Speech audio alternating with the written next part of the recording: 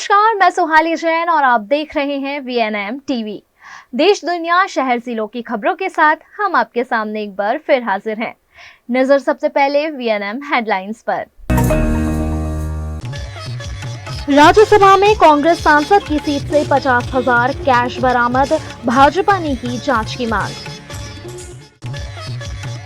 राजकोट में बस चलाते चलाते ड्राइवर को हार्ट अटैक, बस ने 2 वाहनों को मारी टक्कर। वडोदरा में 20 दिसंबर को वकील मंडल के चुनाव, गरमाया माहौल। दिल्ली में चल रहे शीतकालीन सत्र के बीच राज्यसभा में 5,000 रुपए की नोट का बंडल मिलने पर काफी विवाद हुआ। राज्यसभा में 500 रुपए का बंडल यानी 50,000 रुपए मिलने पर आज शुक्रवार को राज्यसभा में जमकर हंगामा हुआ। राष्ट्रपति और राज्यसभा के सभापति जगदीप धनखड़ ने कहा कि कांग्रेस सांसद अभिषेक मनु सिंघवी की सीट से नोटों की गड्डी मिली थी, जिसके लिए भाजपा ने जांच की मांग की। कांग्रेस अध्यक्ष मल्लिकार्जुन खड़गे ने कहा कि जांच से पहले किसी का नाम लेना ठीक नहीं। धनखड़ ने कहा कि कल सदन की कार्यवाही स्थगित होने के बाद सुरक्षा अधिकारियों ने हमें जानकारी दी कि सीट नंबर 222 से कैश मिला है। यह सीट तेलंगाना से सांसद अभिषेक मनु सिंघवी को अलॉट की गई है। इस मामले में नियमों के मुताबिक जांच होनी चाहिए और हो भी रही है। Honorable members, I hereby inform that during the routine anti-sabotage check of the chamber after the adjournment of the House yesterday, apparently a wad of currency notes was recovered by the security officials from seat number 222 presently allotted to Shri Abhishek Manu Singhvi, elected from the state of Telangana for the term 2024 to 2026. The matter was brought to my notice and I felt it expedient as per practice and ordainment to ensure that investigation takes place in accordance with law and the same is underway. इस मामले कांग्रेस सांसद मनु सिंघवी ने अपनी सफाई देते हुए कहा कि मैं सिर्फ 500 रुपए का नोट लेकर संसद में आता हूं, मुझे नहीं पता नोटों की यह गड्डी किसने रखी। मैं तो अचंभित हूँ, मैंने कभी न सुना, इसके बारे में मुझे कोई ज्ञान नहीं। रोचक बात यह है कि कल 12:47 पे 12:57 दोपहर में मैं हाउस के अंदर आया और 1 बजे हाउस राइज कर गया। अपना अटेंडेंस मार्क करके मैं अंदर घुसा और 3 मिनट बाद हाउस राइज कर गया। 1 से 1:30 तक मैंने मिस्टर अयोध्या प्रसाद के साथ लंच लिया संगम कैंटीन में और 1:30 बजे मैं वापस सुप्रीम कोर्ट आ गया क्योंकि कोई महत्वपूर्ण मामला था। 2 मिनट मेरा पूरा कल का हाउस के अंदर बैठक 3 मिनट की थी। मुझे तो ये इतना हास्यास्पद लगता है, अगर ये गंभीर नहीं होता तो हास्यास्पद होता कि शायद हर मेम्बरान की हर सीट पे एक एनक्लोजर बनना चाहिए कांच का, जिसके अंदर लॉक एंड की हो। जो मेंबर अंदर बैठे तो उसको खोल के बैठे, नहीं तो आजकल तो सीट भी खतरनाक हो गई बैठे।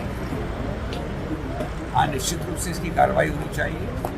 अगर कोई सुरक्षा की गफलत है तो उसको देखना चाहिए, लेकिन ये गंभीर भी है, हास्यास्पद भी है कि इसमें राजनीति खेली जाए किसी रूप में। अचानक हार्ट अटैक आने के किस्से लगातार बढ़ते जा रहे हैं।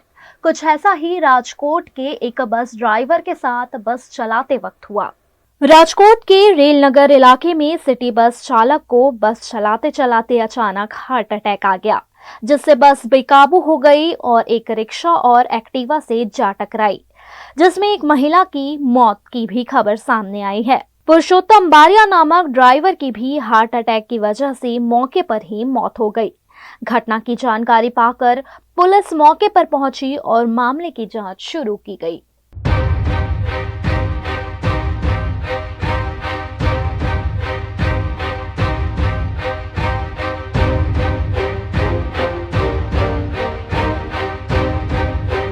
એમાં ઘટનામાં એવું હતું કે જે ડ્રાઈવર સાહેબ ગાડી ચલાવતા હતા એમને ચાલુ બસે એટેક આવ્યો એટલે ગાડી કંટ્રોલ ન રહી. મેં બ્રેક મારવાની કોશિશ કરી પણ હું પહોંચી ન શક્યો. એના કારણે આ બનાવ બની. શું નામ છે ડ્રાઈવરનું ને? પરસોત્તમભાઈ બારૈયા. બસમાં ત્રણ લેડીઝ ને એક જેન્ટ્સ. કોઈ વસ્તુ નહીં. ક્યારે બસમાં બસમાં કાંઈ નહીં. બસમાં શિવાલય ચોકેથી નીકળીને જાતી ડેપોએ મૂકવા. મને ખ્યાલ હું બાજુમાં જ બેઠો હતો. ડ્રાઈવર સાહેબ ડ્રાઇવિંગ કરતા હતા. અચાનક અટેક આવી ગયો. હું નથી જોઈ શક્યો. હું મારા ડ્રાઈવરને સાચું મારે એવું ધ્યાન રાખવું. મારી વાત તમે સાંભળો. મારા ડ્રાઈવરને એટેક આવ્યો તો હું ધ્યાન રાખવું, મારે ધ્યાન રાખવું. મારે એને બચાવવાની કોશિશ કરવી પડે. ઢળી ગયા. इना कारण यहाँ बनाओ बनिया। गुजरात के वडोदरा में वकील मंडल के चुनाव को लेकर उत्साह का माहौल देखा जा रहा है। अगर आप वडोदरा के योगा सर्कल से दिवालीपुरा जाने वाली सड़क से गुजरेंगे तो आप जरूर सोच में पड़ जाएंगे कि आखिरकार अब कौन सा चुनाव आने वाला है जो इतने सारे बैनर पोस्टर लगे हैं। दरअसल ये जो पोस्टर लगे हैं वो है बड़ौदा बार एसोसिएशन के चुनाव के। वडोदरा वकील मंडल के जो चुनाव 20 दिसंबर को होने जा रहे हैं, हर साल दिसंबर महीने में होते हैं, इस बार भी 20 दिसंबर को होने जा रहे हैं और उसी का पोस्टर वॉर तरीके का एक माहौल यहाँ देखने मिल रहा है। वैसे इस चुनाव में वोट आपको नहीं करना है, वोट तो वकील ही करते हैं, लेकिन माहौल बनाने के लिए पूरे योगा सर्कल से लेकर दिवालीपुरा रोड तक पोस्टर लगा दिए गए हैं और अलग अलग पोस्ट के लिए जो कंटेस्टेंट दावेदारी कर रहे हैं उनके बड़े बड़े पोस्टर यहाँ लगे हैं। जनरल सेक्रेटरी हो, प्रेसिडेंट हो, वाइस प्रेसिडेंट हो, मैनेजिंग कमेटी, लाइब्रेरी सेक्रेटरी की पोस्ट हो, हर पोस्ट के लिए अलग अलग लोग दावेदारी कर रहे हैं और उसी का यहाँ माहौल बनाने की कोशिश की गई है कि हर जगह आपको योगा सर्कल से लेकर दिवालीपुरा तक समूचा माहौल बड़ौदा बार एसोसिएशन के रंग में रंगा हुआ नजर आ रहा है।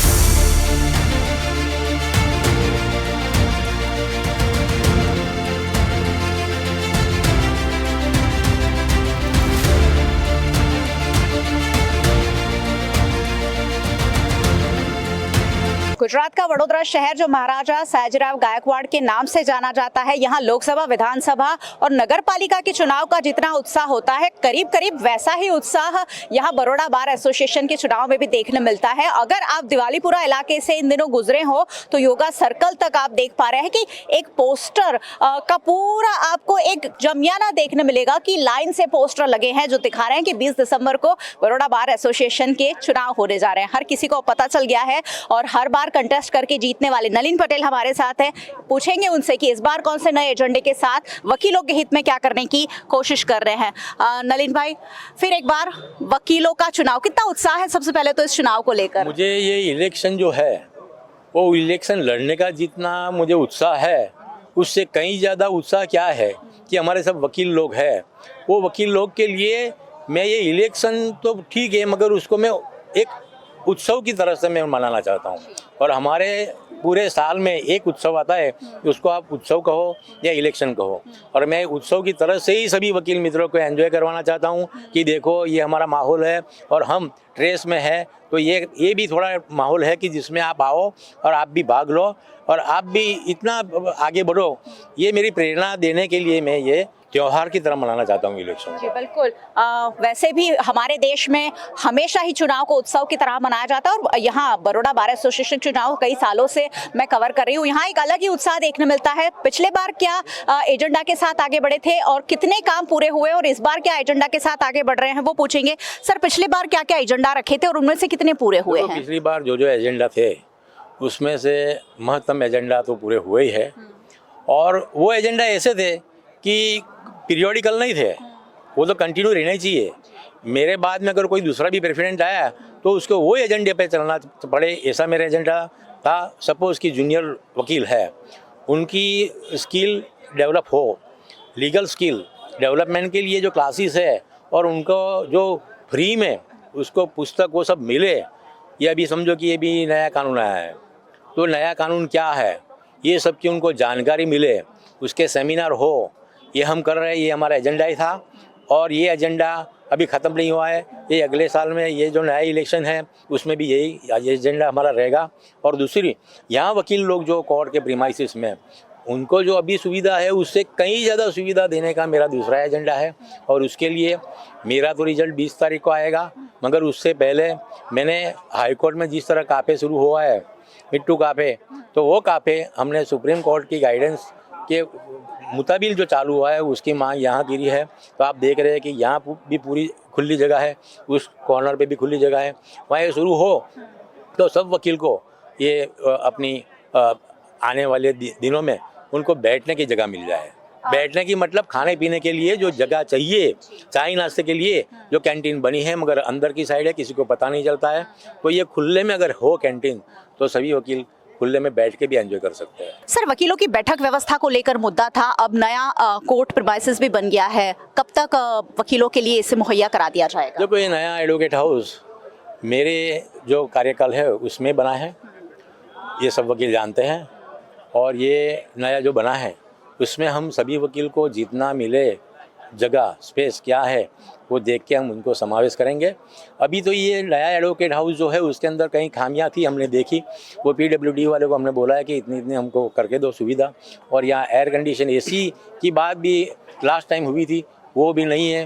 तो इसलिए हमने सब मांग की है, वो भी मिल जाएगी तो नया एडवोकेट हाउस भी चालू हो जाएगा। सर, पिछली बार पोस्टर वॉर देखा गया था, इस बार भी हो सकता है पोस्टर फाड़े जाने तक की खबरें आए। इस बार सोशल मीडिया पर भी वॉर चल रहा है, क्या कहेंगे इस ये ना तो वकीलों के इलेक्शन में होता है, मगर आप जानते हो कि बड़े बड़े इलेक्शन है उसमें भी ये होता ही है। अपना आक्रोश किस तरह निकालना, तो रात को 2 बजे 3 बजे अगर कोई नहीं है तो जाके चाकू लगा देने का। मगर वो पोस्टर फाड़ सकते हैं, मेरे बैलेट पेपर जो वॉर्ड है उसको फाड़ नहीं सकेंगे। सोशल मीडिया पर भी काफी कुछ चल रहा है, उसके बारे में क्या कहेंगे? सोशल मीडिया में चलना ही चाहिए, तभी तो लोगों को पता चलेगा कि क्या माहौल है। क्योंकि यहाँ इलेक्शन में वकील आते हैं और वकील जानते हैं कि क्या है क्या नहीं, मगर बाहर के जो लोग हैं उनको भी ये जानना चाहिए कि वकीलों का इलेक्शन कैसे होता है और कौन सा कैंडिडेट आगे है, कौन सा पीछे है। सर, पॉलिटिकल इन्फ्लुएंस भी काफ़ी रहता है, इस बार भी आपके खिलाफ प्रेसिडेंट के रूप में, पॉलिटिकल के रूप में समर्थक खड़े किए गए हैं, क्या कहेंगे इसके बारे में? वो तो बरसों से चलता आया सिलसिला है और अगले सालों में भी हमारे खिलाफ में ऐसी साजिशें हुई थी, मगर ऊपर वाला देखता है। और मैं कर्म में मानता हूँ, मैंने आज तक जो काम किया है बिना स्वार्थ किया है और सबको साथ में लेके जो मैं चल रहा हूँ, मेरी पूरी टीम को BBA की और सभी वकीलों जो है उनको साथ में लेके मैं चलता हूँ। इसलिए मुझे कोई फिक्र नहीं है, क्योंकि मेरा काम बोलता है। सर, आखिरी सवाल, कितने आश्वस्त है इस बार अपनी जीत के लिए? इस बार जीत तो मेरी 100% तय हुई है, मगर देखना ये है कि कौन कितनी बाजी लगा जाता है। चलिए, बहुत बहुत शुक्रिया VNM से बातचीत के लिए। 20 दिसंबर को ये चुनाव होने हैं और 20 दिसंबर को होने वाले चुनाव के दौरान कौन जीतता है, कौन बाजी मारता है, उस पर तो नज़र बनी ही रहेगी। बड़ौदा बार एसोसिएशन के जो चुनाव होते हैं उसमें जो सबसे इंटरेस्टिंग पोस्ट होती है वो होती है प्रेसिडेंट की पोस्ट। और इस बार वैकांक जोशी, जिसे विक्की जोशी के नाम से जाना जाता है, वो भी दावेदारी कर रहे हैं। सर, इस बार प्रेसिडेंट के रूप में दावेदारी कर रहे हैं, क्या कहेंगे? आपने नामांकन भी भर दिया है, किस एजेंडा के साथ आगे बढ़ने वाले हैं? एजेंडा तो मेरे जो है वो 2-3 एजेंडा है। जो पहला है वो नया एडवोकेट हाउस यहाँ पे बना गया है और उसका पोजीशन लेके एडवोकेट को वहाँ शिफ्ट करना है। और दूसरा मेरा जो मेन एजेंडा है वो ये है कि बहुत टाइम से हमारे एडवोकेट ग्रुप में लॉयर्स के इंश्योरेंस की बात चल रही है, तो एक ग्रुप इंश्योरेंस एडवोकेट का लेना है और वकीलों को उसके अवसान के बाद उसके लाभ मिले, ऐसा मुझे करने की मैं कोशिश करूंगा ये करने के लिए। और जूनियर एडवोकेट जो नए आए हुए हैं बाहर में, उनके लिए हर महीने में 3rd सैटरडे को एक प्रोग्राम रखना है अवेयरनेस के लिए, नए लॉज के उनको पता चले और जो भी उनकी तकलीफ है वो सीनियर एडवोकेट उनके साथ बात करके दूर कर सके। और एक जो नए एडवोकेट्स आ रहे हैं उनके लिए स्टाइपेंड कुछ मिल सके, तो उसके लिए BCG में मैं रजूआत करने वाला हूं ये मेरे मुख्य जो है पॉइंट्स है। सर, हर बार इलेक्शन होते हैं, हर बार बहुत सारे पदाधिकारी चुनकर आते हैं, उन्होंने क्या काम छोड़े हैं, नहीं किए हैं, जो और आगे आप करना चाहते हैं? देखिए, मैं भी 3 बार वाइस प्रेसिडेंट रह चुका हूँ बाहर में, और मैंने मेरे टेन्योर में मेरे साथी एडवोकेट के साथ जो भी कुछ प्रॉब्लम्स थे वो सॉल्व किए हुए हैं। जब मैं लास्ट टाइम वाइस प्रेसिडेंट था तब ये कोर्ट शिफ्टिंग का जो भी इश्यू हुआ था, तो उस टाइम पे मैं ही वाइस प्रेसिडेंट था। तब हमने टेम्पररी जो ये जगह है उनकी अरेंजमेंट भी हमने की है। वो बहुत मेजर इश्यू था उस टाइम का, वो भी मैंने साथी मित्रों के साथ ये सॉल्व आउट किया हुआ है। ये सर, पॉलिटिकल इन्फ्लुएंस भी काफ़ी रहता है इस चुनाव में, इसके बारे में क्या कहेंगे? देखिए, चुटनी जो होती है उसमें कहीं ना कहीं ये तो सब चलता ही रहता है। आप भारत में कहीं भी देखो, जहाँ भी इलेक्शन होते हैं वहाँ ये समीकरण आते ही रहते हैं। कितने आश्वस्त है कि वकील जो हैं आपको इस बार प्रेसिडेंट बनाएंगे? अब ये तो अपने ग्रुप और जो मैंने काम किया है उसे देख के लोग डिसाइड करेंगे। मैं तो अभी बोल नहीं सकता कि कितने लोग मेरे साथ हैं, लेकिन मेरा 3 बार का काम है आगे, उसको भी देखेंगे। और अवेलेबिलिटी भी कोर्ट में किसकी ज़्यादा है, कौन कोर्ट में आता है रोज़, कौन प्रैक्टिस करता है, तो वो भी सब देखते हैं लोग, क्योंकि सारे लॉयर्स है वो सारे बुद्धिजीवी है, बड़ौदा के क्रीम है लॉयर्स, तो वो भी सब देख के ही डिसाइड करेंगे। माहौल कैसा है और आने वाले दिनों में और कितना रोमांचक माहौल बन सकता है? देखिए, आप आज देख ही रहे हैं कितना रोमांचक माहौल है।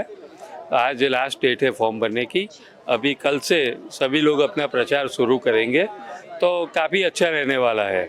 और सारे एडवोकेट से वो फ्रेंडली है, सभी एक दूसरे को पहचानते हैं कई सालों से। चलिए, बहुत बहुत शुक्रिया। VNM टीवी से बातचीत के लिए हमारे साथ बात कर रहे थे प्रेसिडेंट पोस्ट के लिए कंटेस्ट कर रहे हैं वैकांक जोशी, जो कह रहे हैं कि आने वाले दिनों में माहौल जो है वो और भी यहाँ का बेहद दिलचस्प हो सकता है, क्योंकि जैसे जैसे दिन नज़दीक आएंगे प्रचार जोरों शोरों से शुरू होगा। और 20 दिसंबर को जब चुनाव वोटिंग कराई जाएगी वकीलों की, वो भी बड़ा दिलचस्प दिन यहाँ होता है। दिन भर काफ़ी गहमा गहमी रहती है, और जब परिणाम आते हैं, ये सारी चीज़ें सालों से VNM के जरिए आप तक पहुँचती रहेगी। 20 दिसंबर को इलेक्शन होगा, ये भी सारी गतिविधियां VNM के जरिए पहुंचेगी। VNM को बड़ोदरा डिस्ट्रिक्ट कोर्ट में इन दिनों काफी उत्साह का माहौल है, क्योंकि यहां बड़ौदा बार एसोसिएशन के चुनाव होने वाले हैं। 20 दिसंबर को वोटिंग कराई जाएगी, लेकिन उससे पहले नामांकन भरने का आज आखिरी दिन है, और इसीलिए अलग अलग पोस्ट के लिए नामांकन किए जा रहे हैं। हमारे साथ नेहल सूतरिया है, जो हर बार कंटेस्ट करते हैं और हर बार जीतते भी आए हैं। नेहल भाई, कौन सी पोस्ट के लिए कंटेस्ट किया है और किस एजेंडे के साथ इस बार फिर जीतना चाहते हैं? 2024-2025 की बड़ौदा बार एसोसिएशन की चुटनी का पड़गम चल चुका है। काफ़ी सारे उम्मीदवारों ने फॉर्म भरी है। आज मैंने मेरा नामांकन वाइस प्रेसिडेंट पद पे नॉमिनेट किया हुआ है। तो सभी हमारे सीनियर और जूनियर एडवोकेट को मेरा नतमस्तक के साथ मेरी विनती यही है कि हर बार मेरे को इलेक्ट करते हो, तो इस बार भी आप कृपया करके मेरे को एक बार फिर उप प्रमुख पद, वाइस प्रेसिडेंट पद पे मेरे को इलेक्ट करें। और मेरा एजेंडा यही है कि काफ़ी सारे प्रश्न जो बाकी है, काफ़ी सारे प्रश्न जो एजेंडा के साथ यही है कि पार्किंग व्यवस्था है, नई जो जूनियर वकील मित्र आए हैं उनकी ऑल इंडिया बार एसोसिएशन के जो एग्ज़ाम है उसका क्लासेस शुरू करना है, प्लस बैठक व्यवस्था का जो प्रश्न है, पार्किंग व्यवस्था का प्रश्न है। नया कोर्ट संकुल बहुत ही बढ़िया बना हुआ है, लेकिन आप देखेंगे कि काफ़ी सारा बड़ा पूरा ग्राउंड के साथ पूरा पार्किंग है, लेकिन उसके ऊपर 2 व्हीलर और 4 व्हीलर के लिए शेड नहीं है। इससे क्या होता है कि पूरा का पूरा जो गाड़ी है पूरे धूप में वो तपती है। इनके जैसे काफ़ी मुद्दे हैं। प्लस बार और बेंच के लिए जो वकीलों का हर दिन हर शाम प्रश्न दिन ब दिन बढ़ते जाते हैं, जो दिन प्रतिदिन बढ़ते जाते हैं वो प्रश्न बेटरली कैसे सॉल्व हो सकते हैं, इसके लिए मैंने फिर एक बार उप प्रमुख पद में उम्मीदवारी की है। तो सभी मेरे एडवोकेट श्रियों के लिए एक गुजारिश है कि मुझे फिर एक बार वाइस प्रेसिडेंट पद पर मेरे को उम्मीदवारी के लिए इलेक्ट करें, और मुझे फिर एक बार बॉडी में शामिल करने के लिए आप सबसे विनती है मेरी। सर, वकीलों के चुनाव में भी अब तो सामदाम दंड भेद का इस्तेमाल होने लगा है। किस तरह का माहौल है कोर्ट परिसर में इन दिनों? ये गुजरात में बड़ौदा बार ऐसा है कि सबसे ज़्यादा साम दाम दंड और भेद यहाँ पे चलता है। यहाँ काफ़ी सारे पैसे, काफ़ी सारी इंटेलिजेंसी, काफ़ी सारी मशीनरी और काफ़ी सारी मनी पावर यूज़ होती है। वो आप खाली बाहर लगे हुए बैनर्स, लगे हुए पोस्टर्स और लगे हुए मनी पावर से आपको मालूम पड़ेगा कि यहाँ साम दाम दंड भेद काफ़ी सारे लगते हैं। और वकीलगण है, अपनी इंटेलिजेंसी वो पहले से ही इस्तेमाल करते हैं। हमें पता है कि हमारे जो सीनियर एडवोकेट्स हैं, जूनियर एडवोकेट्स है, वो किन किन एडवोकेट को वोट देंगे और किन एडवोकेट को वोट नहीं देंगे। यहाँ पे वो एडवोकेट चलते हैं जो लगातार 108 जैसी सर्विस देते हैं, लगातार सबको सेवाएं देते हैं, तो ही वो उम्मीदवारी पद के लिए लागू है। तो मेरी गुजारिश यही है कि एक बार हमें भी चांस दीजिए सेवा करने के लिए और मुझे इलेक्ट कीजिए, यही मेरी एक गुजारिश है। आखिरी सवाल, कितने आश्वस्त है कि वकीलों का समर्थन आपको मिलने वाला है इस बार भी? मैं 100% मुझे वकील सीओ फिर एक बार चांस देंगे, मुझे 100% गारंटी है। वाइस प्रेसिडेंट के रूप में नेहल सूतरिया फिर एक बार कंटेस्ट कर रहे हैं और जीत का 100% भरोसा जता रहे हैं। काफ़ी सालों से जीतते हुए हमने इन्हें देखा है, लेकिन अब 20 दिसंबर को क्या होने वाला है ये जब शाम को रात तक रिजल्ट आएंगे तब पता चलेगा और नज़र बनी रहेगी VNM, देखते रहिए। चलिए, जॉइंट सेक्रेटरी पद के लिए दावेदारी कर रहे विराज ठक्कर हमारे साथ है। वो किस एजेंडे के साथ आगे बढ़ते हैं, युवा वकील हैं और युवा वकीलों के लिए क्या करना चाहते हैं वो जानेंगे। विराज भाई, हो गया आपका रजिस्ट्रेशन हो गया है, क्या कहेंगे? यहाँ माहौल जो है सीनियर वकील्स का है और उसके साथ साथ युवा वकील जो हैं अब बहुत ज़्यादा बढ़ते जा रहे हैं, उनकी बहुत सारी समस्याएं भी है, कैसे काम करेंगे उनके लिए? मैं पिछले 3 साल से कमेटी मेंबर की तौर पर यहाँ पर इलेक्शन लड़ रहा हूँ और सभी सीनियर एडवोकेट्स और सभी जूनियर एडवोकेट्स हम लोग को पूरा सपोर्ट दे रहे हैं। 3 साल से मैं यहाँ पर जीत रहा हूँ। मैंने 3 साल में कितने काम किए वो पूरा आप देख सकते हो। मैंने पूरा ये बनवाया है कि मेरे कमेटी मेंबर होने के नाते मैंने कौन सी मेरी कमेटी में रजूआतें की है, वो सब रजूआत जो है वो सब कुछ काम क्लियर हुआ है। उसके बावजूद मैंने मेरे खुद के कितने काम किए, वेलफेयर फंड में जो पैसा करवाना है वो सब कुछ से लेकर ब्लड डोनेशन के लेकर जितने भी सरकार के नोटरी का डॉक्यूमेंटेशन का जो इशू चल रहा था वो मैं खुद यहाँ से दिल्ली तक गया था और 250 से 300 जो नोटरी के अपॉइंटमेंट हो चुके हैं उन लोगों के लिए NOC और उनके रिगार्डिंग जो भी डॉक्यूमेंटेशन है सब कुछ करवाने के लिए यहाँ से कुछ बहुत सारे एडवोकेट बोल रहे थे। तो यहाँ से मैंने पहल की और मैं दिल्ली जाकर हमारे जो कायदा मंत्री है, लीगल लॉ मिनिस्टर, उनसे मैंने रजूआत की हमारे सांसद के थ्रू और वहाँ पर बहुत ही अच्छा पॉजिटिव मिला। और उन लोगों ने बोला कि बड़ौदा से आपने इतने युवा होकर यहाँ तक आपने वडोदरा के वकीलों के लिए यहाँ पर किया, बहुत बड़ी बात है। आगे चलकर मेरे दूसरे भी यहाँ पर एक एजेंडा, मैंने 10 एजेंडा लिए हुए कि आगे मैं जीतकर कौन से काम करूँगा। सबसे पहली प्रायोरिटी मेरी रहेगी, नया एडवोकेट हाउस बन रहा है उसके अंदर बैठक व्यवस्था, उसके अंदर ग्राउंड फ्लोर पर सीनियर एडवोकेट्स, नोटरी एडवोकेट्स, उसके ऊपर जितने भी लेडीज़ एडवोकेट्स हैं उनका एक सिस्टमेटिक उनका बैठक व्यवस्था हो, उसके ऊपर जो मीडियम एज वाले उनका बैठक व्यवस्था हो और 4th यानी कि लास्ट फ्लोर ऊपर वाला फ्लोर उसके ऊपर जितने भी जूनियर एडवोकेट हैं उनके लिए बैठक व्यवस्था का प्राधान्य दिया जाएगा, ऐसा मेरा एक पूरा एजेंडा है। उसके साथ साथ वेलफेयर एसोसिएशन का फंड अकाउंट ओपनिंग किया हुआ है, तो वेलफेयर का अकाउंट में कैसे पैसे आता है, कैसे लाना है, वो सब कुछ मैंने मेरे बार में रिप्रेजेंटेशन कर दिया है, उसको आगे बढ़ाना है। 4th थिंग, वकीलों का जजेस के सामने और पुलिस डिपार्टमेंट के सामने पूरा मान सम्मान उनका रहना चाहिए, उसकी पूरी तकेदारी करनी है, वो भी मेरा एजेंडा है। और दूसरा एक पार्किंग का इशू है जो बहुत टाइम से हम लोग, मेरे 3 साल के करियर में मैं जो कमेटी में रहा हूँ 3 साल में, उस दौरान कई बार हम लोगों ने किया है, पुलिस वाले आते हैं सब कुछ करते हैं, लेकिन even though as it is हो जाता है, तो उसके रिगार्डिंग भी गृह मंत्री तक हम लोग उसकी रजूआत करें और ज़्यादा से ज़्यादा पुलिस फोर्स पार्किंग के लिए यहाँ पर लगाई जाए, उसका मेरा प्राधान्य रहेगा। चलिए, काफ़ी सारे एजेंडा है और काफ़ी सारे एजेंडे पे काम होते आए हैं, 2-3 सालों से पहले ही इलेक्ट होते आ रहे हैं और इस बार भी कोशिश है कि इन कामों को जो दिल्ली तक वो लेकर गए हैं। हाल ही में हमने उनको VNM TV के जरिए आपने देखा भी होगा कि सांसद के जरिए उन्होंने जो नोटरी का काम है वो करवाया है। मैनेजिंग कमेटी की पोस्ट के लिए मंथन पंड्या भी, एडवोकेट मंथन पंड्या दावेदारी कर रहे हैं। मंथन भाई, आप क्या कहना चाहेंगे? बार और बेंच का जो इश्यू पहले रहा था उसमें भी बहुत अच्छी कामगिरी करी हुई है और बार और बेंच के सिवा युवा वकीलों के जितने भी इश्यूज़ है उसको लेके भी मैं साथ लेके चल रहा हूँ। युवा वकीलों के जो भी क्वेश्चंस है उसमें भी बार और बेंच के अंदर जो रिस्पेक्ट मिलना चाहिए जूनियर्स को जजेस के द्वारा, वो भी उसके लिए मैंने लड़त पहले की हुई है और अभी भी मेरी चालू ही है। और पुलिस की जो कार्यवाही, जो पुलिस है, जो पुलिस प्रशासन है, वो लोग सीनियर्स और जूनियर्स एडवोकेट्स को जो इज्जत देने की बात आती है, उसके लिए मैंने लड़त की हुई है। और मेरी एक ही गुजारिश है कि अच्छे से अच्छे वोट से मुझे जिताइए। मैं कमेटी में आगे बहुत अच्छे काम कर रहे हैं, ये मेरी गुजारिश है। चलिए, किसे वोट मिलते हैं और वकील जो हैं वो किसे जिताते हैं, वो 20 दिसंबर को तय हो जाएगा, जो VNM के जरिए आप देख पाएंगे। वैसे तो बड़ौदा बार एसोसिएशन के चुनाव में हमेशा ही उत्साह देखने मिलता है, लेकिन साल दर साल यहाँ उत्साह में बढ़ोतरी हो रही है। वकीलों की संख्या जो है लगातार बढ़ रही है, उनकी समस्याएं जो है लगातार बढ़ रही है, और उनकी समस्याओं को सुलझाने के लिए जो लोग आगे आ रहे हैं, चुनाव में कंटेस्ट कर रहे हैं, वो भी लगातार बढ़ते जा रहे हैं। उन्हीं में से एक है रितेश ठक्कर। रितेश जी, कौन सी पोस्ट के लिए दावेदारी की है इस बार, और क्या कहेंगे, कौन से मिशन के साथ आगे बढ़ रहे हैं? मैं यहाँ पर 2008 से प्रैक्टिस कर रहा हूँ।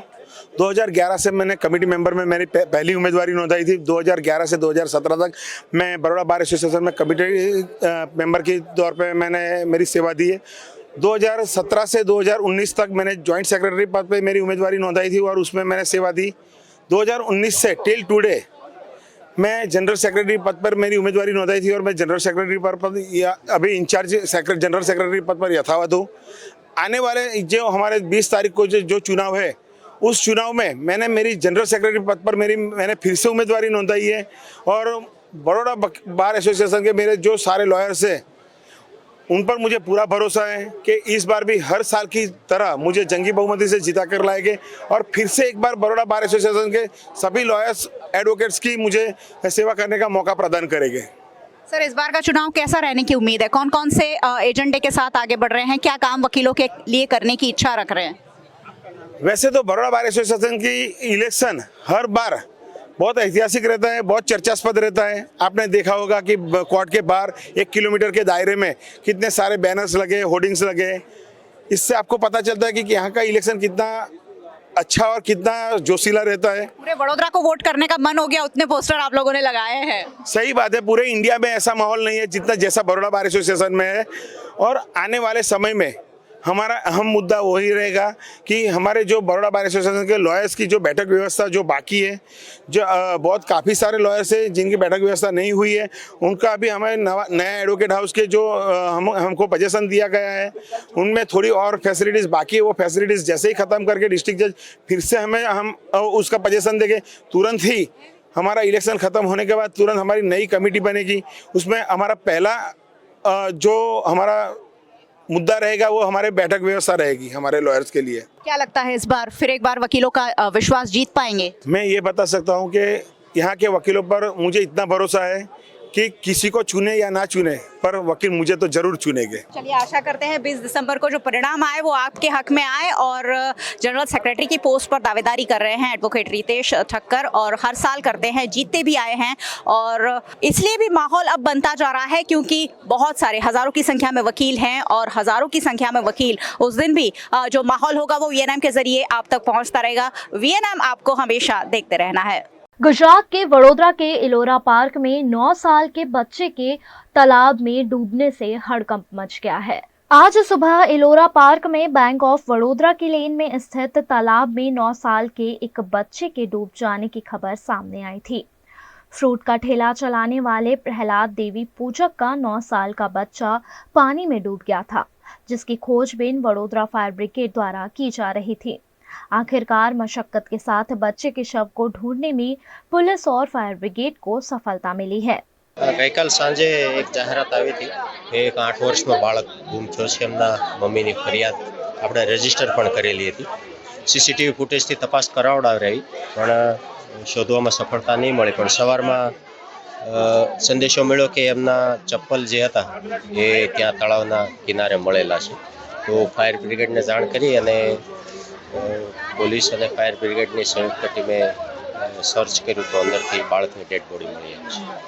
पतंग पकड़ने के चक्कर में तालाब में डूबे इस बच्चे के शव के मिल जाने से परिजनों में शोक की लहर फैल गई है। वहीं यहां के स्थानीय निवासी तालाब को बंद करने की मांग कर रहे हैं। सांजे 5:30 वागे लगभग 5:30 वागे लगीन ए छोकरो ने छोकरी बे भाई बहन अहीं रमता रमता पतंग पकड़वा आया। તો પેલી એની બેન હતી તે કે ચાલ ઘરે જઈએ, મમ્મી બોલશે છોકરો કે મેં આટલી પતંગ હાથે ઉતારીને આવું. છોકરી એના દિમાગમાં રાખી નહીં, નાની જતી એના જેવડી જતી રહી. છોકરો પાછળથી ગયો નહીં, પતંગ કાઢવા ગયો કે ખબર નહીં હું થઈ પગ લપચી ગયો. મેં પાણીના મેં ગયો કે નહીં, એ મેં લપચી જ ગયો, એ ફરી આવ્યો નહીં. એના મા બાપને કોઈ ખબર નહીં કે મારો છોકરો અહીંયા જ છે, અહીંયા બેઠો હશે, અહીંયા રમતો હશે, તમને લારી પર આવશે. એના મા બાપને એવું પછી ના જ્યારે મળ્યો તો 7 વાગે ગોત્યો સાહેબ, તો ના મળ્યો છોકરો. ગોતા ગોતા તલાવે આવ્યા તો તલાવ આગળ એક ચંપલ કિનારી પરથી મળ્યું ને એક ચંપલ વચ્ચેથી મળ્યું. એટલે એમના મામાને ડાઉટ પડી ગયો કે આની મય હશે. એટલે પોલીસને કમ્પ્લેન કરી નાવડીવાળા એમના મા બાપ મમ્મી છે તે ખંડેરા માર્કેટથી ઉધારે માલ લાવી, છોકરા જીવાર ખાય, એમના ઘર બી નહીં, બહાર બી નહીં, પારેથી રહેતા હતા. વારાએ ખાલી કરાવી તો અહીંયા પરી રહેતા હતા. એમના કોઈ સરપંચ નતો. એમના 2 છોકરા, 3 છોકરીઓ છે અને એમને 3000 ભાડું કે 4000 ભાડું કે ભાડું ભરવાની કોઈ તાકાત નથી. તો એ રોડ ઉપર પડી રહેતા છોકરા. ये तालाब है, यहाँ गार्डन बनना चाहिए. आज एक बच्चा गिरा है, कल को दूसरा गिरेगा, तीसरा गिरेगा. इससे अच्छा कि इसको सेफ्टी कर दें. અમારા બધા હારા છે પણ આ તલાબ પૂરવું જોઈએ. તલાબ में આજે બીજાના છોકરા પડ્યો, કાલે મારા છોકરા પડશે. આ તલાબ જોઈએ નહીં. હવે તલાવડીનો છે, સુબનપુરા તલાવડીનો. મારા મંત્રી બી હારો છે પણ ના હાની में છોકરા જયો છે બિચારો. મારા બધા સારા છે પણ આ પૂરવું જોઈએ. गुजरात के वडोदरा में इन दिनों मेगा डिमोलिशन चल रहा है, जिसके तहत आज बारी तरसाली इलाके की आई। पिछले महीने वडोदरा में भारतीय जनता पार्टी के पूर्व नगर सेवक के बेटे की हत्या कर दी गई थी, जिसके बाद वडोदरा महानगर पालिका पुलिस विभाग के साथ मिलकर लगातार अतिक्रमण हटाने की कार्यवाही कर रहा है। अलग अलग इलाकों में रोजाना अभियान चलाया जा रहा है, जिसके तहत आज वार्ड नंबर 16, 17 और 19 में तरसाली सब्जी मार्केट के आसपास के अस्थायी अतिक्रमण दूर किए गए। वडोदरा महानगर पालिका के अतिक्रमण विभाग की टीम द्वारा स्थानीय पुलिस और वार्ड ऑफिसर की उपस्थिति में यहां से अवैध अतिक्रमणों को हटा दिया गया। आज रोज दक्षिण जोन में आवेल वार्ड नंबर 16, 17 અને 19 ના વિસ્તારમાં આવેલ तरसाली શાક માર્કેટની આજુબાજુનો વિસ્તારમાં ગેરકાયદેસર લારી ગલ્લાના દબાણો દૂર કરવાની કાર્યવાહી હાથ ધરી રહ્યા છે. અત્યારે દબાણ શાખાની ટીમ અને વોર્ડની ટીમ સાથે છે. લગભગ 3 ટ્રક જેટલો સામાન ભરવામાં આવેલ છે. अब वक्त है छोटे से ब्रेक का, तब तक बने रहें हमारे साथ क्योंकि ब्रेक के बाद भी खबरों का सिलसिला जारी रहेगा। Himanshu sales corporation, your trusted destination for top quality consumer electronics since 1994। TV showroom से शुरुआत करने के बाद अब गुजरात के अलग अलग शहरों में हिमांशु सेल्स के electronic super stores, TV, washing machine, fridge, water purifier, vacuum cleaner, water cooler, mixer, OTG और वाटर हीटर, डिफरेंट और अपडेटेड टेक्नोलॉजी के इलेक्ट्रॉनिक अप्लायंसेस हिमांशु सेल्स में अवेलेबल। इस दिवाली अपने घर को नए इलेक्ट्रॉनिक अप्लायंसेस से सजाने विजिट करें Himanshu sales corporation. Himanshu sales corporation, G2 silver plaza, old Padra road, Vadodara, Gujarat.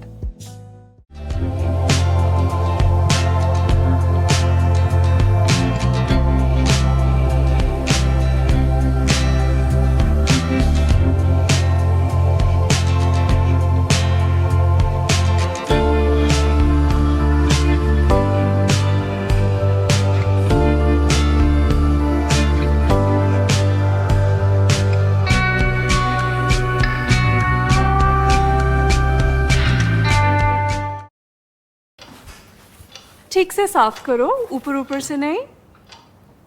BLDC मतलब बोरिंग लुकिंग। इसको साफ करके क्या फायदा?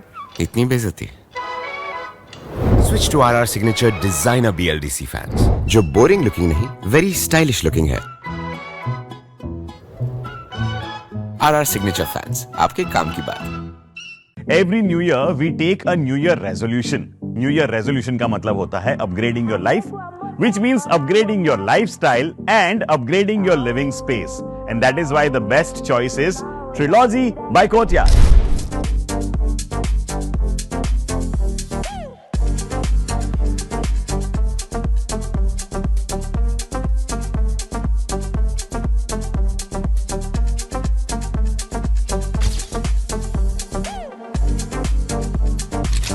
Technology by Courtyard. Finest architecture, world-class amenities, and a great space to live. Come check it out.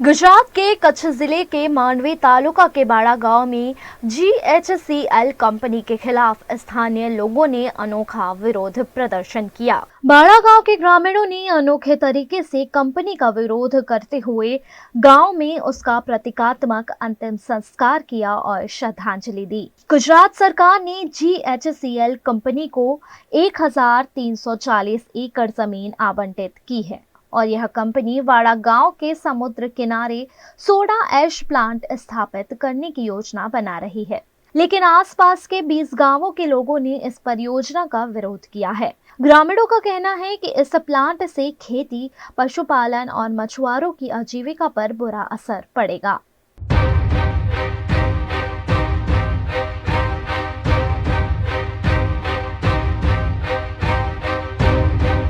જેને કહેવાય કે ફક્ત કોઈ 5-25 ગામ નહીં પણ લાખો હજારોની પબ્લિક આજુબાજુના વસતા ગામડાઓ તમામ લોકો આ કંપનીનો વિરોધ કરી રહ્યા છે, કારણ કે આ કંપની વિકાસ નહીં પણ વિનાશ નોતરવા માટે આવી રહી છે।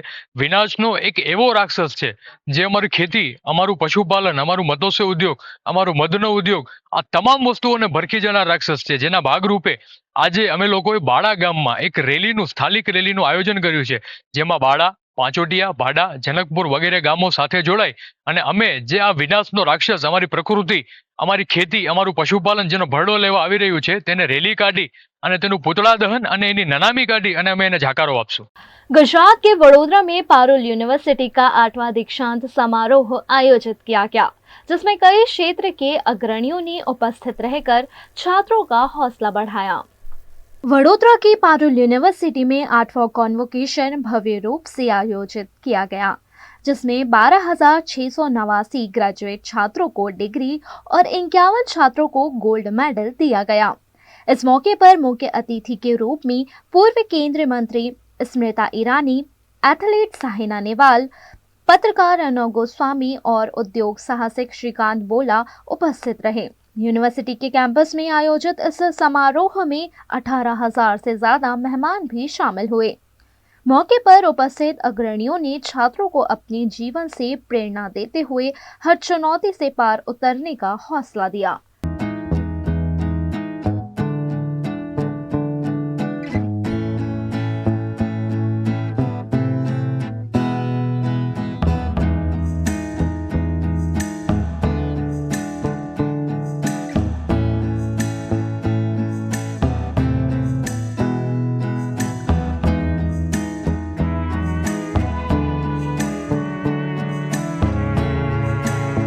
इस मौके पर पारुल यूनिवर्सिटी के प्रेसिडेंट डॉक्टर देवांशु पटेल ने अपने संबोधन में यूनिवर्सिटी के अभूतपूर्व विकास की बात करते हुए कहा कि असफलता के डर से सफलता के मार्ग पर आगे बढ़ने से डरे नहीं, निराशा की वजह से प्रयास करना छोड़े नहीं, क्योंकि जो लोग अवरोध का सामना करते हैं वह जरूर से सफल होते हैं। गुजरात के वडोदरा की सबरी विद्यालय का 47वां वार्षिक महोत्सव सयाजी नगर गृह में उत्साह के साथ मनाया जा रहा है। वडोदरा के वासना रोड पर सबरी विद्यालय है, जहां हजारों छात्र पढ़ाई करते हैं। सालों से यहां पढ़ाई करने वाले छात्र अब अलग अलग क्षेत्र में अपना नाम काफी ऊंचा भी कर चुके हैं। इन दिनों सबरी विद्यालय का 47वां वार्षिक महोत्सव आयोजित किया गया है, जिसमें दूसरे दिन भी अलग अलग कक्षा के छात्रों ने एक से बढ़कर एक प्रस्तुतियां देते हुए अपना हुनर दिखाया। We can see everyone is looking so good and we all are waiting eagerly for today's event to start. सही कहा दोस्तों, तो इंतजार की घड़ियां हुई खत्म और शुरू करते हैं आज का अरे वेट, हमने तो हमारा इंट्रोडक्शन दिया ही नहीं।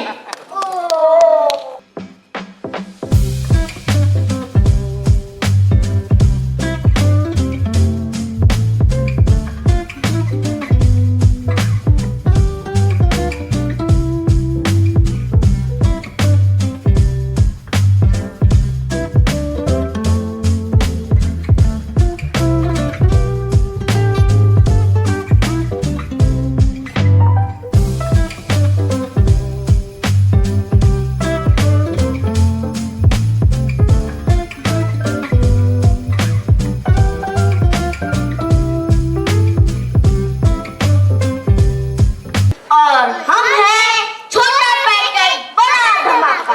मैं हूँ #तनिषा। I am #नैतिक। And today we are presenting a new channel #ShabriBlog. Keep working hard every day and achieve great heights in my flying career in my life. So I'm so feeling so motivated and encouraged right now with the kind of support from the school I'm having. Well, a little about myself. My name is Ayan Farid Khan and I'm 24 years old. I'm a commercial pilot working with Indigo Airlines as a second in command officer, flying one of the most successful commercial jets in the world, the Airbus A320. Well, let me share with you all my pilot journey real quick. So, becoming a pilot was my childhood dream, and I always wanted to do something unique in my life. And becoming a pilot was very much unique to me, for me as well as for my family, because there's no one in my family who has ever worked in aviation industry. So I'm so grateful enough to be the first ever pilot of my family. One last before closing, one last advice for all the students. Whichever profession you choose, just make sure to have one common goal and one common aim. I will repeat myself to all the students sitting here in the audience and to all the students hearing me out today. Have a one common goal and one common aim, and that should be to make your parents proud and happy. Trust me guys, this is the best feeling in the world, the most satisfying feeling in the world, to make your parents proud and happy, and I promise in front of everyone I will work hard to keep my parents proud and happy. Well, at last, a very special thanks to all my teachers. I have studied in this school for 14 years, and thank you to all my teachers of pre-primary, primary, secondary and higher secondary. Well, a very big thank you for putting so much effort on me. Thank you so much for making me capable enough so that I'm able to handle an aircraft worth 800 crores. Thank you so much for for everything, for not only teaching me the specific subject but also teaching me the values of life and discipline. So very big thank you to all my teachers of Sabri Vidyalaya, pre-primary, primary, secondary and higher secondary section. Thank you so much. आज श्री सयाजी राव अतिथि गृह में हमने अपना 47th annual day celebration का आयोजन किया, जिसमें छोटे बच्चे प्राइमरी के, दैट इज़ 1 to 4 स्टैंडर्ड के, बहुत उत्साह के साथ उन्होंने पूरे प्रोग्राम में पार्टिसिपेट किया। पेरेंट्स भी, पूरा फुल ऑडिटोरियम भर गया था पेरेंट्स से। पेरेंट्स एंड बच्चों का जो उत्साह देख के हमें बहुत खुशी हुई और ये कार्यक्रम बहुत सफल रहा। इस कार्यक्रम को सफल बनाने के लिए पूरा श्रेय जाता है हमारे टीचर्स का, हमारे नॉन टीचिंग स्टाफ का, and the backbone of the school, that is the management members. इन सब के सपोर्ट के कारण ये जो प्रोग्राम था, जो 47th annual day celebration of Shabari विद्यालय वासना, बहुत सफल रहा। एंड मैं उम्मीद करती हूँ कि हर साल इसी तरह सफलता के साथ हम आगे बढ़ते रहेंगे। गुजरात के भावनगर में समरस बॉयज हॉस्टल में कीड़े निकलने पर छात्रों ने हंगामा किया। भावनगर की समरस बॉयज हॉस्टल में फिर एक बार खाने में कीड़े निकले हैं। हॉस्टल में छात्रों को परोसे गए दाल चावल में से कीड़ा निकलने पर छात्रों ने NSUI की अगुवाई में हंगामा करते हुए मामले का विरोध किया।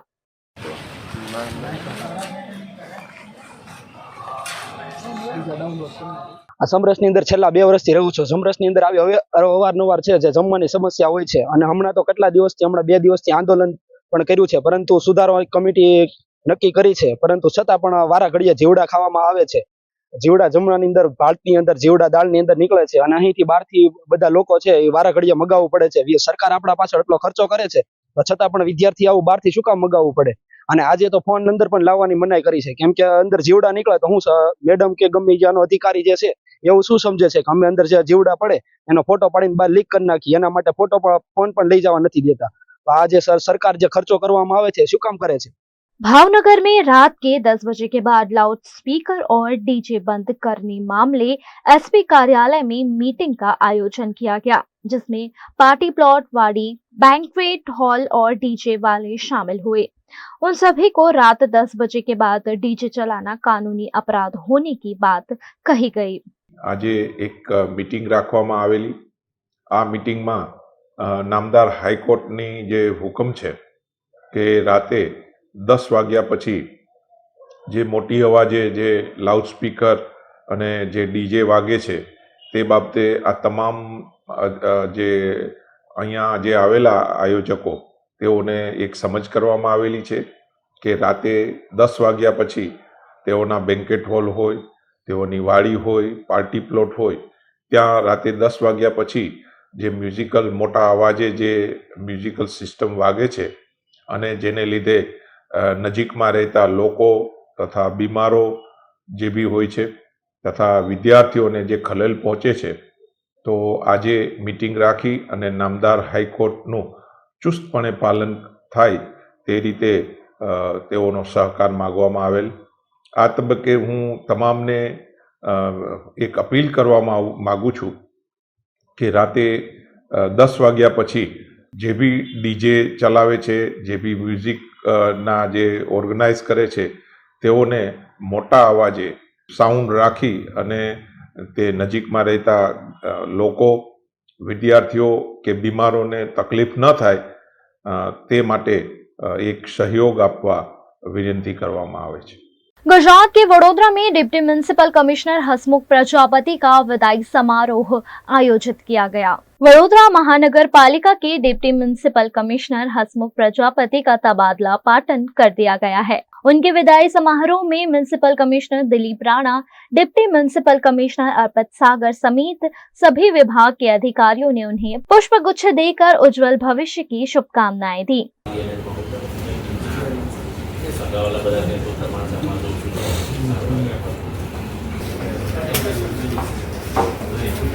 हसमुख प्रजापति ने वडोदरा में 2 साल और 2 महीने कार्यभार संभाला है और यहाँ से उन्हें काफी कुछ सीखने भी मिला, ऐसा कहते हुए वडोदरा में काम करने की खुशी जताई। कॉर्पोरेशन में नौकरीनो मारो पहलो अनुभव हतो। एना कॉर्पोरेशनना जे चेलेंजीस छे, लोकोनी रजूआतो सांभळवी, जे वहीवटनी कामगीरी करवी, जे कर्मचारीओ छे प्रश्नों सांभळवा, कर्मचारीओना प्रश्नों निकाल लावવો, जे महकम छे ए महकम में भर्ती करवी, प्रमोशन आपवा ने एवा कॉर्पोरेशन लगता घणा बधा कामो छे। एमां एक नवो अनुभव मळ्यो अने घणुं शीखवानुं मळ्युं।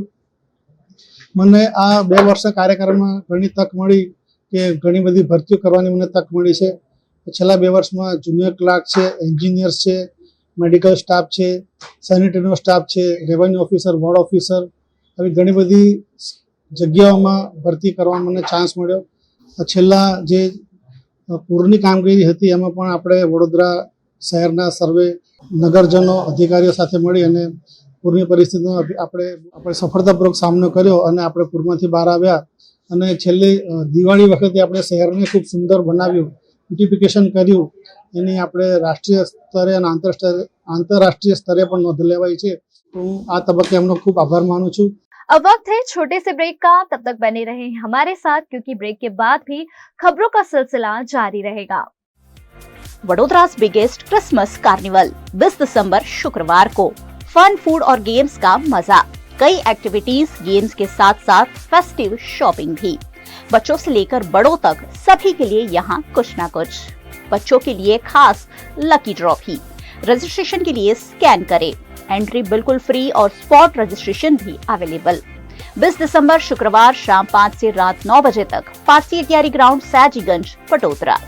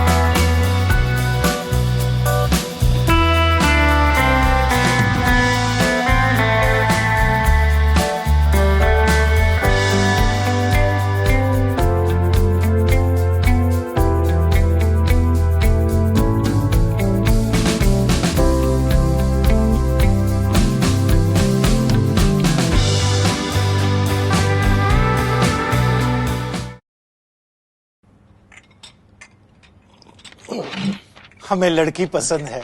कुंडली भी मिलती है भैया। काफी हॉट है। कोने कोने में हवा नहीं पहुंच रही? Switch to RR signature Broadway fans with curve plates जो हवा पहुंचाए कोने कोने में। Feeling like a wow. RR signature fans, आपके काम की बात। Welcome to Courtyard Palladium. 3 BHK large size apartments જ્યાં તમને મળશે એક grand living room with an amazing view, સાથે એક comfortable dining area, a perfect kitchen for your perfect family. Now 3 bedrooms નો પહેલો bedroom with an amazing balcony view. સાથે the second bedroom which is very comfortable, very cozy and has ample of sunlight. And now for the third and the master bedroom of this house. This is so amazing, so grand and so beautiful. Best વાત આ apartments ની એ છે કે અહીંયા તમને મળે છે walk through balcony. So now I'll see you in the living room. Let's go. This is amazing, right? Courtyard Palladium, 3 BHK large apartments near Earth Infinity in Bhaili. Don't forget to visit.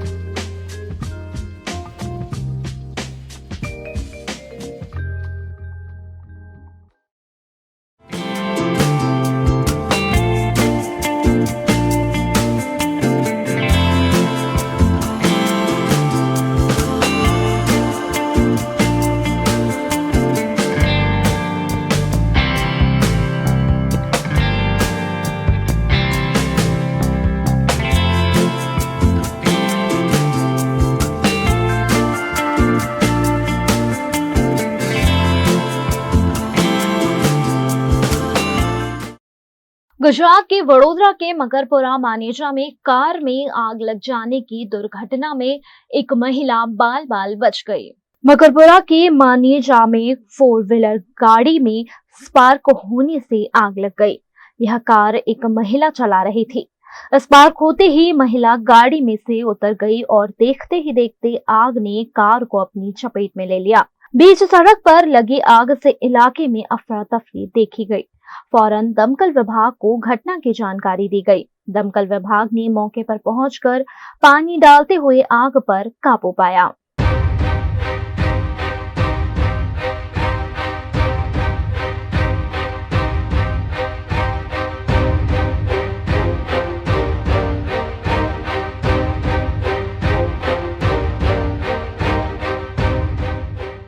Makarpura Maneja road છે। ગાડી ચલાવતી ઘડીએ spark થયું તો मैं suddenly ઉતરીને જોયું તો ગાડીમાં એની જાતે આગ પકડી ગઈ। 6 दिसंबर को मनाए जाते होमगार्ड दिवस पर वडोदरा में विभिन्न आयोजन किए गए। 6 दिसंबर को होमगार्ड स्थापना दिवस मनाया जाता है। इस मौके पर देश भर में विभिन्न आयोजन कर होमगार्ड जवानों के योगदान की सराहना की जाती है। होमगार्ड दिवस गुजरात के वडोदरा में भी मनाया गया। इस मौके पर वडोदरा के पुलिस कमिश्नर नरसिम्हा कोमर भी सेलिब्रेशन में शामिल हुए। होमगार्ड दिवस के मौके पर वडोदरा में बाइक रैली, वृक्षारोपण, ब्लड डोनेशन कैंप समेत के आयोजन किए गए, जिसमें बड़ी संख्या में होमगार्ड के जवान शामिल हुए। आज होमगार्ड स्थापना दिवस है, 62मो स्थापना दिवस है। आज वडोदरा शहर जिल्लाना 700 होमगार्डोनी रेली राखवामां આવી હતી ને સાપ્તાહિક અમે ઉજવણી કરી હતી। એમાં સાપ્તાહિકમાં બાઇક રેલી છે, સ્વચ્છતા અભિયાન છે, વૃક્ષારોપણ છે ને આજે 6 ડિસેમ્બરે સ્પેશિયલ બ્લડ ડોનેશન કેમ્પ રાખવામાં આવ્યો હતો। આજની રેલીમાં 700 શહેર જિલ્લાના હોમગાર્ડ હાજર રહ્યા હતા અને કમિશનર સાહેબ અમારું ઇન્વિટેશનને માન આપી હાજર રહ્યા હતા ને 300 ઉપરાંત બ્લડ ડોનેટ અમે કર્યું છે એમ સમાજને ઉદાહરણ આપ્યું છે। હોમગાર્ડની સ્થાપના ખાલી સરકારી માલ મિલકતો અને પોલીસની મદદમાં કરવામાં આવી હતી, પરંતુ હાલે હોમગાર્ડ પણ યુનિક થઈ ગયું છે, ડિજિટલ થઈ ગયું છે। દરેક પોલીસ અનિવાર્ય અંગ બની ગયું છે। હોમગાર્ડની પાસે હોમગાર્ડ પોલીસનું અનિવાર્ય અંગ છે। જો પોલીસ ના હોય તો બંદોબસ્ત પૂર્ણ થાય એવું શક્ય નથી આજના સમયમાં। એમ પોલીસ હોમગાર્ડ જવાનો આનાથી પણ ઉત્તમ સેવા કરે ને વડોદરા જિલ્લાનું નામ ગૌરવથી આગળ લાવે એવી શુભેચ્છા। હોમગાર્ડ ફાઉન્ડેશન ડેના નિમિત્તે વડોદરા જિલ્લાના કમાન્ડન્ટ શ્રી ગૌરાંગ જોશી અને એમના તમામ અધિકારીઓ અને માનદ વેતકોને હું ખૂબ ખૂબ શુભકામના પાઠવું છું। આજે તમે જોઈ શકશો કે સ્થાપના દિવસના નિમિત્તે એક સુંદર કાર્યક્રમનું આયોજન કરી છે, જેમાં મોટી સંખ્યામાં વોલેન્ટિયરો ઉપસ્થિત છે હોમગાર્ડ એક one of the oldest auxiliary forces છે દેશમાં ને હોમગાર્ડ સિવિલ ડિફેન્સના માનદવેતકો ક્રાઇમ પ્રિવેન્શનની કામગીરીમાં, પેટ્રોલિંગમાં, કાયદો અને વ્યવસ્થા નિભાવવા માટે અને આપતકાલીન પરિસ્થિતિઓમાં પહોંચી વળવા માટે પોલીસ સાથે ઊભા રહે છે. તો આકાશ સુરક્ષા વ્યવસ્થામાં હોમગાર્ડ્સની એક અતિ મહત્વની ભૂમિકા રહી છે અને રહેવાનું છે. આજે તમે જે અધિકારીઓ અને કર્મચારીઓને જોઈ રહ્યા છો, કેટલાક અધિકારીઓ અને માનદવેતકો સર્વશ્રેષ્ઠ કામગીરી માટે મેરિટોરિયસ સર્વિસ, ડિસ્ટિંગ્વિશ સર્વિસ માટે પણ વખતો વખત રાષ્ટ્રપતિશ્રીના મેડલ્સ પણ પ્રાપ્ત કરતા હોય છે. આજે સ્થાપના દિવસના ઉજવણીના નિમિત્તે શહેરમાં એમનું ફ્લેગ માર્ચ થશે. આમાંથી શહેરજનોને ગૃહરક્ષક દળની, હોમગાર્ડ્સની જે માનદવેતકો આપણા વચ્ચેથી ગુજરે ત્યારે એક તો ગર્વની ભાવના અને સાથે સાથે એમના હાજરીમાં સમગ્ર શહેરમાં એક સુરક્ષાનો સંદેશ પણ આપણે આપવામાં આવશે. હું ફરીથી દરેક અધિકારીને, કર્મચારીને, એમના પરિવારજનોને પણ ખૂબ ખૂબ શુભેચ્છા પાઠવું છું. गुजरात के वडोदरा में बाबा साहब अम्बेडकर की पुण्यतिथि पर उन्हें श्रद्धांजलि देते हुए उनके योगदान को याद किया गया. वडोदरा के रेस कोर्स सर्कल पर स्थित बाबा साहब अम्बेडकर की प्रतिमा पर डॉक्टर बाबा साहब अम्बेडकर की पुण्यतिथि के मौके पर अनुसूचित जाति मोर्चा भाजपा वडोदरा नगर ने उनकी प्रतिमा पर पुष्पांजलि अर्पित कर उन्हें श्रद्धांजलि दी. इस कार्यक्रम में अनुसूचित जाति मोर्चा भाजपा वडोदरा के प्रमुख हर्षद परमार, पार्टी के अन्य पदाधिकारी, कार्यकर्ता और जनप्रतिनिधि मौजूद रहे. कार्यक्रम के दौरान डॉक्टर बाबा साहेब अम्बेडकर की प्रतिमा की सफाई की गई और उन्हें पुष्पांजलि अर्पित कर उनके योगदान को याद किया गया. डॉक्टर भीमराव आंबेडकर आज 68मो महापर्व निर्वाण दिन है. आज 6 डिसेम्बर दिने बाबा साहेबे પોતાનો દેહ ત્યાગ કર્યો હતો ત્યારે આ દિનને અમે મહાપર્વ નિર્વાણ દિન તરીકે ઉજવીએ છીએ. બાબા સાહેબે દરેક મનુષ્યને, એ ચાહે મહિલા હોય, દરેકને ગૌરવપૂર્ણ જીવન જીવવાને હક આપ્યા છે. તેઓના દ્વારા રચિત સંવિધાનથી આ દેશ ચાલતો હોય ત્યારે આવા સંવિધાનના રચયિતા બાબા સાહેબ આંબેડકરને અમે શ્રદ્ધાંજલિ અર્પણ કરીએ છીએ. સાથે આપણા દેશના યશસ્વી માનનીય નરેન્દ્રભાઈ મોદીજીએ પણ બાબા સાહેબને જે માન સન્માન આપ્યું છે અને સંવિધાન ગૌરવ યાત્રા હોય કે મહાપર્વ નિર્વાણ દિન હોય, હંમેશા બાબા સાહેબ આંબેડકરને માન સન્માન જો કોઈ આપ્યું હોય તો એ માત્ર ભારતીય જનતા પાર્ટી છે. આજના દિવસે અમે એટલું કોટી કોટી વંદન કરીએ છીએ કે બાબા સાહેબના કારણે આજે અમે સર્વ અહીંયા ઊભા છે અને દરેક સમાજના લોકો બાબા સાહેબના લીધે જ આજે ગૌરવપૂર્ણ જીવન જીવી રહ્યા છે. કારણ કે સંવિધાનમાં બાબા સાહેબ તમામ જોગવાઈ કરી છે. એક મનુષ્યને ગૌરવપૂર્ણ જીવન જીવવા, જેનો હક, જેનો અધિકાર, આ તમામ બાબતો સંવિધાનમાં જ્યારે આવરી લેવાઈ હોય ત્યારે અમે આજના દિને બાબા સાહેબ આંબેડકરને દિલથી નમન કરીએ છીએ અને તેમને શ્રદ્ધાંજલિ अर्पण કરીએ છીએ. अल्लू अर्जुन स्टार पुष्पा 2 रिलीज हो गई है और इसके साथ ही सूरत में पुष्पा 2 की साड़ी भी लॉन्च कर दी गई है. रुंगटा सिनेमा और चरणजीत क्रिएशंस ने पुष्पा 2 साड़ी लॉन्च कर अल्लू अर्जुन के स्टारडम को अनोखे रूप में सेलिब्रेट किया है, जिसमें सिनेमा, फैशन और फैंडम का अनोखा संगम है, जो भारतीय सितारों की लोकप्रियता को दर्शाता है. आने वाले दिनों में महिलाओं में पुष्पा की साड़ी काफी लोकप्रिय हो सकती है. हाल ही में रिलीज हुई पुष्पा 2 फिल्म फैंस को काफी आकर्षित कर रही है और आने वाले दिनों में पुष्पा की तरह पुष्पा 2 भी बम्पर हिट होने की संभावना के बीच ये साड़ी रुंगटा सिनेमा और चरणजीत क्रिएशंस द्वारा लॉन्च की गई है. मैं ये साड़ी पहनने के लिए बहुत एक्साइटेड थी क्योंकि ये मेरे लिए सरप्राइज था. चरणपाल सिंह जी ने मुझे लास्ट मोमेंट पे बताया क्योंकि वो चाहते थे कि ये साड़ी की प्रिंट कहीं कॉपी ना हो जाए. वो और मैं, हम सब अल्लू अर्जुन और रश्मिका के बहुत बड़े फैन हैं. सो ये साड़ी पहन के मुझे फुल रश्मिका वाली वाइब आ रही है. सो मैं यही कहना चाहूंगी कि पुष्पा कभी झुकेगा नहीं, सरदार जी रुकेंगे नहीं, रुंगटा सिनेमा कभी थमेगा नहीं और हर बार कुछ अलग, कुछ नया यहाँ पे आता ही रहेगा. सो गर्ल्स, आप भी ये साड़ी ट्राई कर सकते हो. इसमें रश्मिका और अल्लू अर्जुन की प्रिंट्स भी दी गई हैं. बहुत ही कंफर्टेबल है ये पहनने में. उत्तर प्रदेश के अयोध्या में मुख्यमंत्री योगी आदित्यनाथ ने रामायण मेले का शुभारंभ किया है. उत्तर प्रदेश के मुख्यमंत्री योगी आदित्यनाथ ने अयोध्या के राम कथा पार्क के पास रामायण मेले का भव्य उद्घाटन किया है। इस मौके पर उन्होंने हनुमानगढ़ी और रामलला के दरबार में दर्शन पूजन किया और राम मंदिर निर्माण कार्य की प्रगति का निरीक्षण भी किया। इस मेले की शुरुआत 1982 में की गई थी, जिसकी परिकल्पना समाजवादी चिंतक डॉक्टर राम मनोहर लोहिया ने की थी। हर वर्ष सरयू तट पर आयोजित होने वाले 4 दिवसीय इस मेले में गीत, संगीत, रामलीला, पखवाज, वादन, लोक गायन और नृत्य नाटिका जैसे कार्यक्रम आयोजित किए जाते हैं। इस बार 5 से 8 दिसंबर तक चलने वाले इस मेले में उत्तर प्रदेश के विभिन्न जिलों से 20 से अधिक कलाकार हिस्सा ले रहे हैं। इस मौके पर उत्तर प्रदेश के मुख्यमंत्री योगी आदित्यनाथ ने मेले के ऐतिहासिक महत्व पर जोर देते हुए कहा कि यह आयोजन भारतीय संस्कृति और रामायण से जुड़े मूल्यों को सहेजने का एक अनोखा प्रयास है। हमने प्रभु को अपना आदर्श माना है।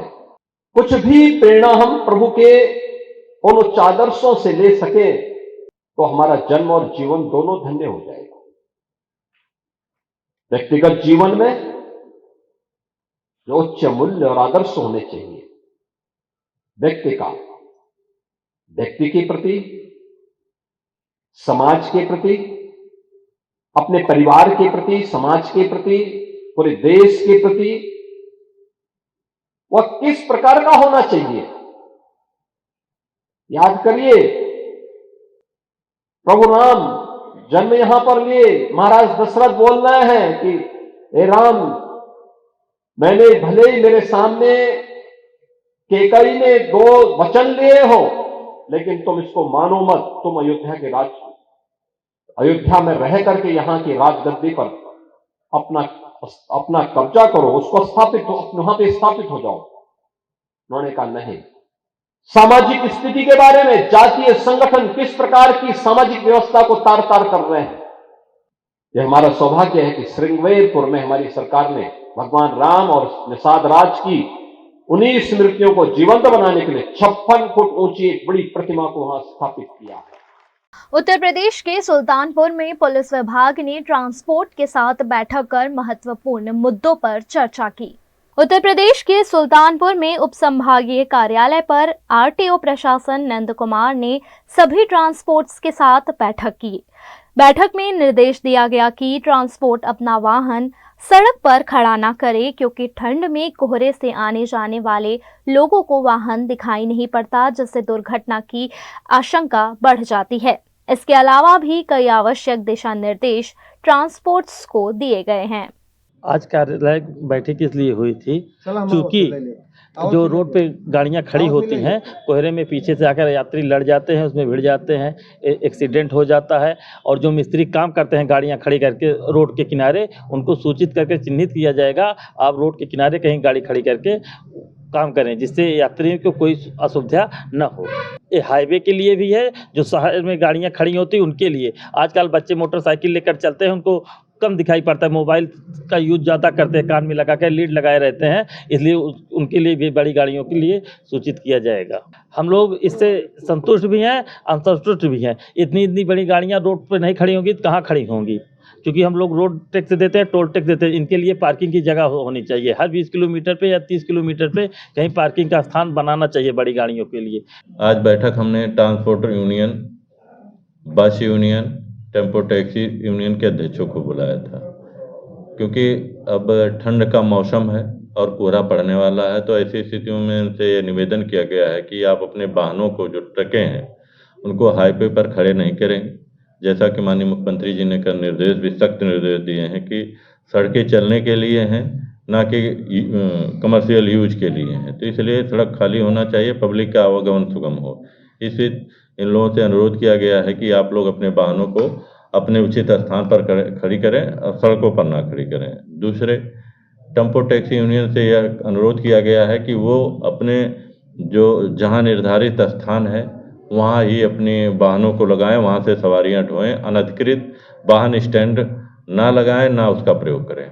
गुजरात के वडोदरा में NAU फाउंडेशन और ALTEFF द्वारा 3 दिवसीय फिल्म फेस्टिवल का आयोजन किया गया है।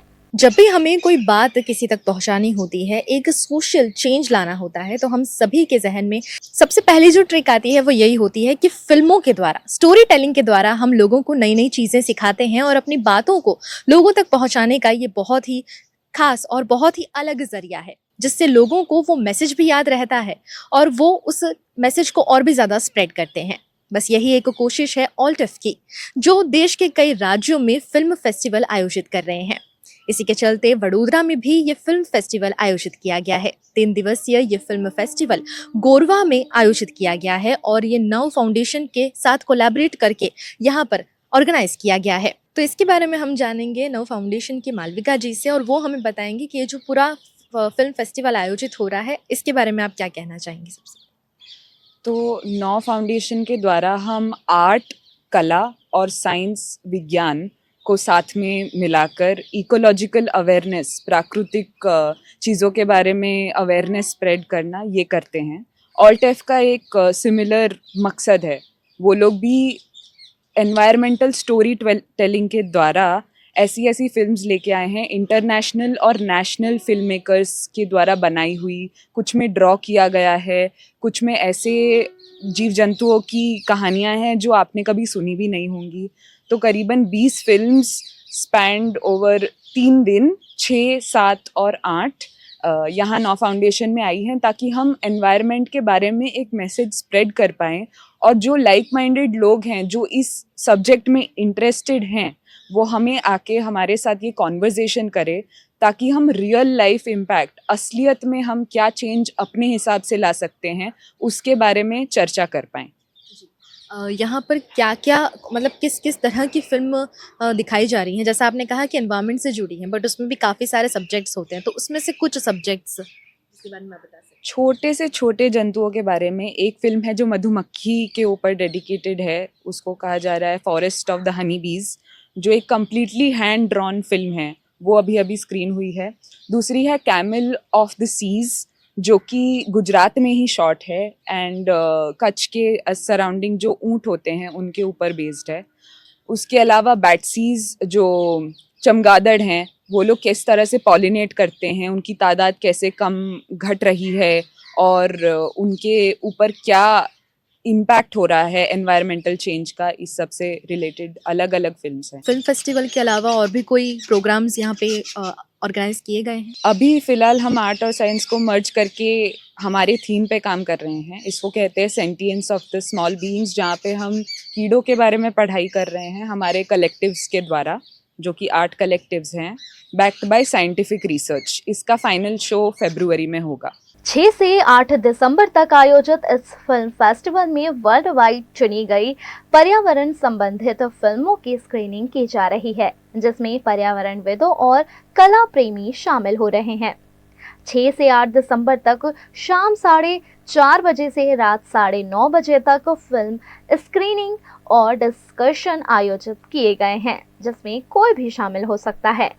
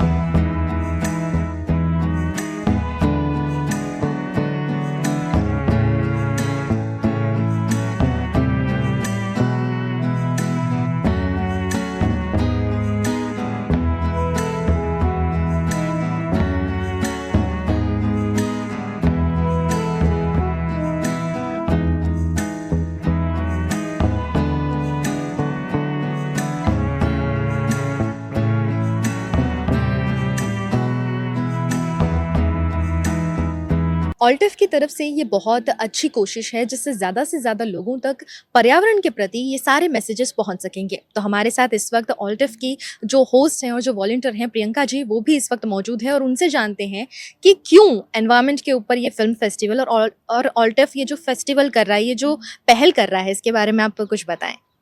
तो ये all living things environmental film festival है और 2024 उनका 5वां साल है और बेसिकली 100 से ज़्यादा स्क्रीनिंग्स चल रही हैं इस वक्त पूरी कंट्री में और इस कंट्री के बाहर भी, देश के बाहर भी काफ़ी डिसेंट्रलाइज्ड बेसिकली उनका अप्रोच है। इसका मतलब ये है कि आप अगर आपका इंटरेस्ट है एनवायरनमेंट और सस्टेनेबिलिटी में और आप एक ऐसा वेन्यू है जहाँ पे आप सस्टेनेबिलिटी को बहुत महत्व देते हैं तो आप ऑल्टैफ के साथ जुड़ सकते हैं और उतने सारे लोगों को आप ये फिल्म्स दिखा सकते हैं। तो उनका आइडिया और फंडा बहुत सिंपल है। फिल्म्स क्यूरेट की हैं इतने महीने और अब जाके हम दिसंबर में उनको हर जगह दिखाते हैं।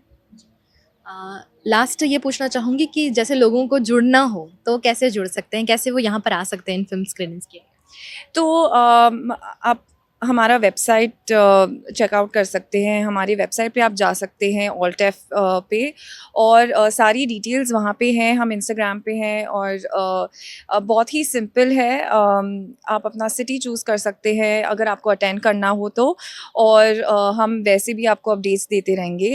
और आपने पूछा कि एनवायरनमेंट क्यों, बेसिकली अब नहीं तो कभी, क्योंकि जो ये फिल्म्स क्या करती हैं कि जो भी आपके इर्द गिर्द हो रहा है, पत्ते हों, बीज हों, बैट्स हों, उनका मतलब उनका इम्पैक्ट क्या है एनवायरनमेंट पे और एनवायरनमेंट का इम्पैक्ट क्या है उन पर।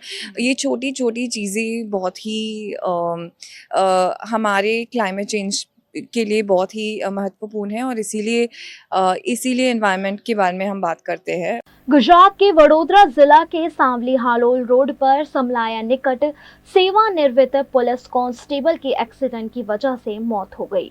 वडोदरा में सांवली हालोल रोड पर हालोल की ओर आ रही सीमेंट के टैंकर ने एक सेवानिवृत्त पुलिस कांस्टेबल को जमकर टक्कर मार दी। दुर्घटना में 65 वर्षीय दलपत सिंह परमार की मौके पर ही मौत हो गई। सेवानिवृत्त पुलिस कांस्टेबल अपने बेटे को टिफिन देने के लिए फैक्ट्री पर जा रहे थे। उस वक्त हादसे का शिकार बने। घटना की जानकारी पाकर पुलिस मौके पर पहुंची और टैंकर चालक के खिलाफ कानूनी कार्रवाई की है। हादसे को अंजाम देने के बाद चालक टैंकर को मौके पर छोड़कर फरार हो गया।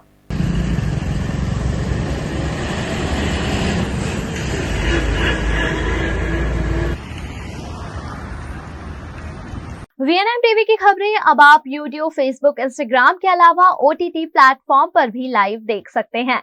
डेली हंट, जियो टीवी, वोडाफोन टीवी और जियो फाइबर पर 498 नंबर के चैनल पर हम आपके लिए 24 घंटे उपलब्ध हैं। तो देखते रहें VNM टीवी। नमस्कार।